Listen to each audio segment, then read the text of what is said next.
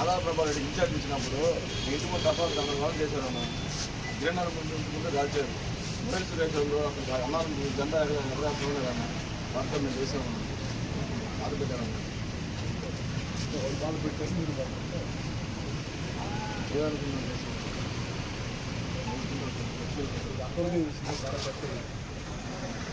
చంద్రబాబు నాయుడు గారి బెయిల్ వచ్చేయంటే చంద్రబాబు గారికి బెయిల్ రాకుంటే నా ఇంటి ముందు టపాసులు కాల్చారు. చంద్రబాబు గారికి బెయిల్ రానప్పుడు నా ఇంటి ముందు టపాసులు కాల్చారు.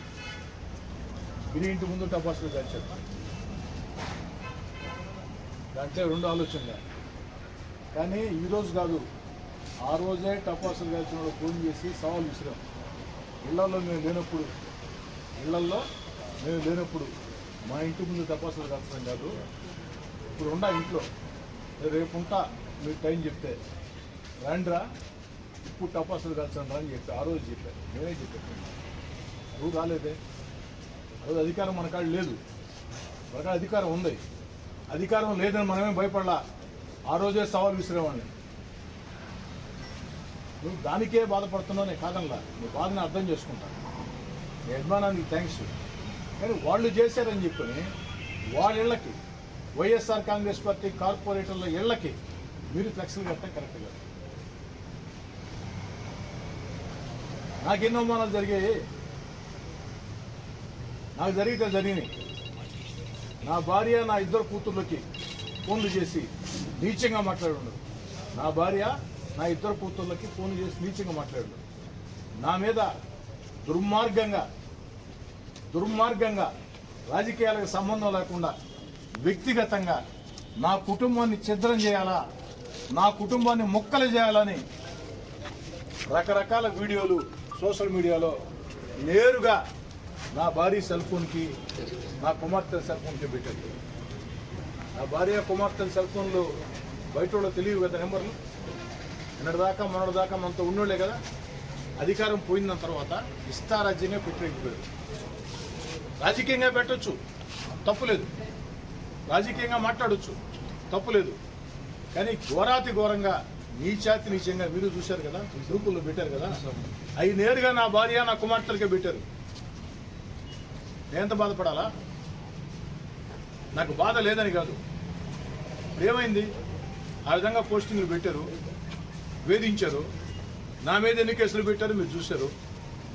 ప్రజా సమస్యల పరిష్కారం కోసం పోరాటం చేయాలని పిలిపిస్తే హౌస్ అరెస్టులు చేశారు. నాతో ఉండి మిమ్మల్ని అందరినీ ఇబ్బంది పెట్టారు. ఉండే చాలామంది నాయకులు కార్యకర్తలని కారణాలు లేకుండా పోలీస్ స్టేషన్ కూర్చోబెట్టారు. రౌడీ షీట్లు ఓపెన్ చేశారు. 307 కేసు దెబ్బ లేకుండా 307 కేసు పెట్టి జైలుకి పంపించారు. పీడీ యాక్ట్లు పెట్టి 4 నెలలు జైలుకి పంపించారు. దుర్మార్గంగా సంబంధం లేకుండా రాజకీయ నాయకుల మీద పీడీ యాక్ట్లు ఎప్పుడు ఎట్లా గంజాయి వాళ్ళు లేదా ఎర్రచందనం వాళ్ళనే పెట్టేవాళ్ళు. అలాంటిది ఫస్ట్ టైం ఈ యొక్క గత 16 నెలలుగా ఆదాల ప్రభాకర్ రెడ్డి అనే వ్యక్తి నెల్లూరు రూరల్ ఇన్ఛార్జ్ అయిన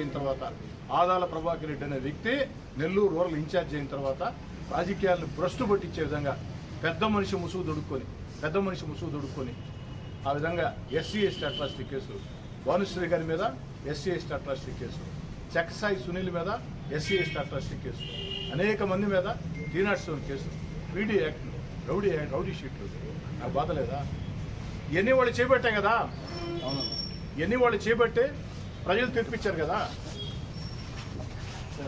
నా భార్యని నా కుమార్తెలను అవమానించారు.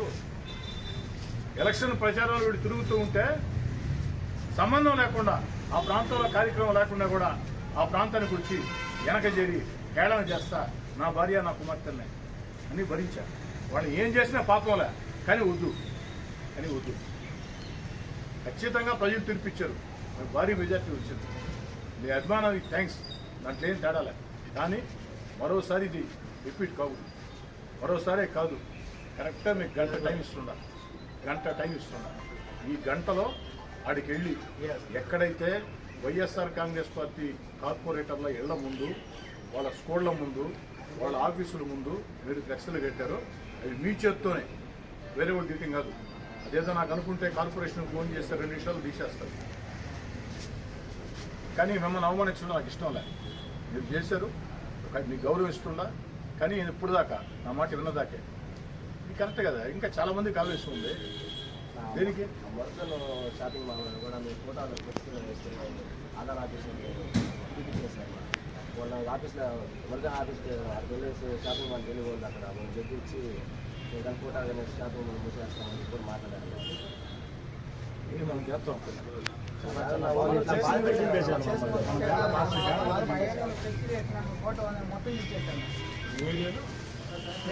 మొత్తం దించేస్తారు ఫోటో ఉంది దగ్గర ఒక 20 సార్లు వేసినా 20 సార్లు దించేశారు. 20 సార్లు వేసినా మరి మా మీద కత్తులు తీసుకొని వచ్చేసారు వైసీపీ వాళ్ళు. ఇప్పుడు నేను చెప్పాను, మీరు ఎవరు కూడా అంటే తెలుగుదేశం పార్టీ కార్యకర్తలుగా నా శ్రేయోభిలాషులుగా మీరు ఎవరు కూడా రెచ్చగొట్టే చర్యలు, కవ్వింపు చర్యలు అవతలలో రెచ్చగొడితే కవ్విస్తే దానికి ధీటుగా సమాధానం చెప్తాం. అవతలలో కవ్విస్తే రెచ్చగొడితే ధీటుగా సమాధానం చెప్తాం. కొత్తగా అధికారం మన చేతిలో ఉంది. ఈరోజు మనం ధీటుగా సమాధానం చెప్పడం కాదు, అధికారం లేని వేళే, అధికారం లేని రోజుల్లోనే నేరుగా ముఖ్యమంత్రి వైఎస్ జగన్మోహన్ రెడ్డి గారు వారి కార్యాలయం జిల్లా ఎస్పీకి జిల్లా కలెక్టర్కి ఆదేశాలు ఇచ్చి ఆదాల ప్రభాకర్ రెడ్డి అనే ఒక పెద్ద మనిషి ముసుగు దొడుకున్న వ్యక్తిని ఇది ఇన్ఛార్జిగా పెట్టి రకరకాల ప్రయత్నాలు చేసినా మనం ఎక్కడా జంకలేదే, వెనకబోలేదే. ఆ రోజే డి అంటే డి అన్నాం కదా.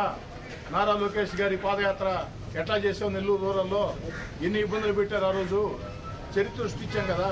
అది మన గొప్పతనం, అది మన వీరత్వం. అధికారం లేనప్పుడు చేయటమే.